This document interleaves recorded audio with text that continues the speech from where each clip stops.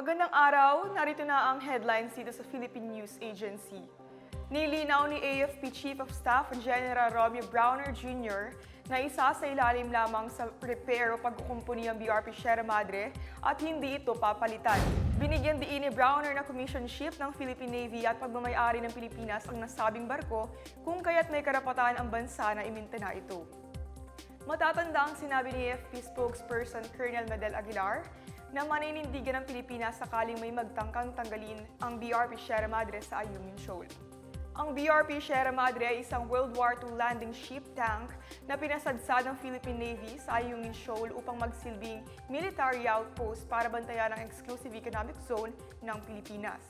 Ayon kay Browner, sumusunod ang Pilipinas sa pandaigdigang batas kung saan napagkasunduan ng pagpapanatili ng status quo. Ibig sabihin walang dapat mag-develop sa mga isla, ngunit hindi sumunod dito ang China.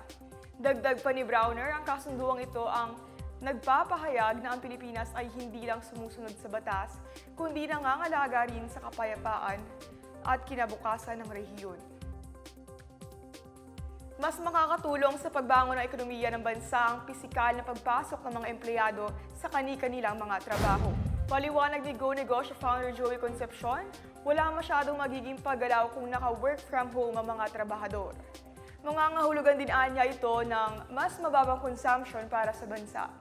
Ani Concepcion, nasa yugto na ng pagbangon ng Pilipinas mula sa COVID-19 pandemic.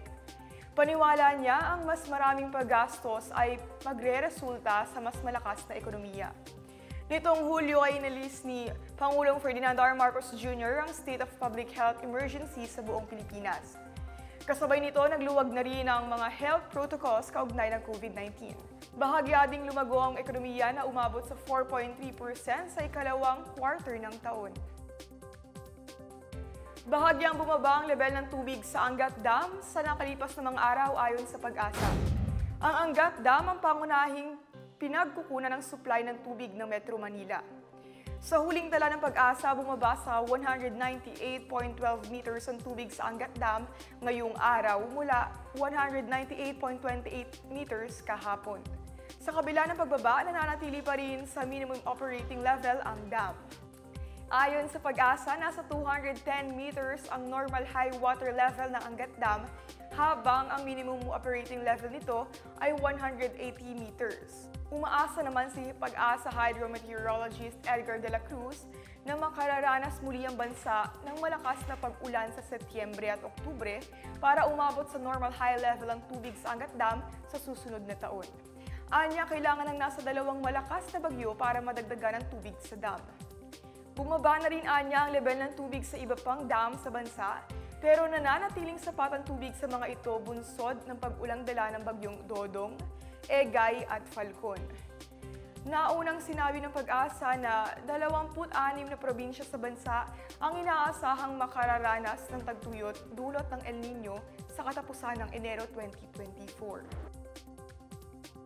Ibinida sa pamamagitan ng 3D diorama at educational exhibits ang mga natuklasan ng mga archaeologists mula sa University of the Philippines School of Archaeology matapos ang 3 linggong excavation at exploration ng Fort Almonte na matatagpuan sa loob ng Liangan East Elementary School sa Bacolod, Lanao Norte. Ang detalye nito ay ihahatid ni Lu Antonio ng PIA Iligan City, Lanao del Norte.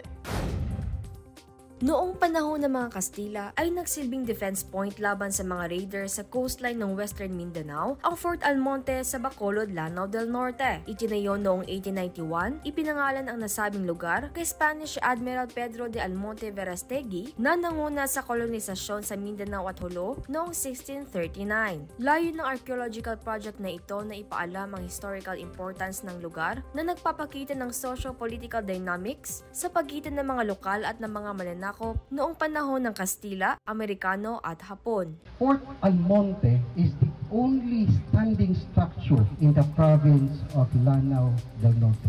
This is the importance of Fort Almonte. It plays a significant role in the history and archaeology of Bacolod, of the province of Lanao del Norte, of the entire Mindanao, and especially to the history of the Philippines. So that's why I strongly urge the people of Bacolod and people from Lanao del Norte, we need to protect Fort Almonte. Ayon sa kanilang mga natuklasan, walang pre-Hispanic habitation dito bago dumating ang mga Kastila. Port Almonte has reclaimed its identity. We have a glimpse of what it was yesterday and how it continuously shaped Lanao del Norte today. I would like to thank the whole team from the UP School of Archaeology for this opportunity for showcasing the municipality of Bacolod and our historical accounts. Gagawa naman ng UP School of Archaeology ng isang report mula sa kanilang mga natuklasan dito. Layon din ng gobyerno at mga stakeholders na makilala ito bilang National Cultural Treasure ng National Commission for Culture and the Arts. We are also keen at looking at protection, promotion, and enrichment of culture so that there will be a better understanding of the people. When we look at history multidimensionally in different perspectives, we want to see that there will be a nurturing of a shared vision of peoples. Lou Antonio ng PIA Iligan City, Lanao del Norte para sa PNA Headlines. At yan ang mga pinakabago at pinakamahalagang balita sa mga oras na ito hatid sa inyo ng PNA Headlines. Para sa iba pa mga balita at impormasyon, bisitahin lamang ang aming webpage pna.gov.ph o ang aming Facebook at Twitter account ng Philippine News Agency. Mapapanood din ang PNA Headlines sa Facebook page ng Presidential Communications Office o PCO. Ako si Brianna Fernandez, ito ang PNA Headlines. Naghahatid ng mga balitang nagbubuklod sa buong bansa.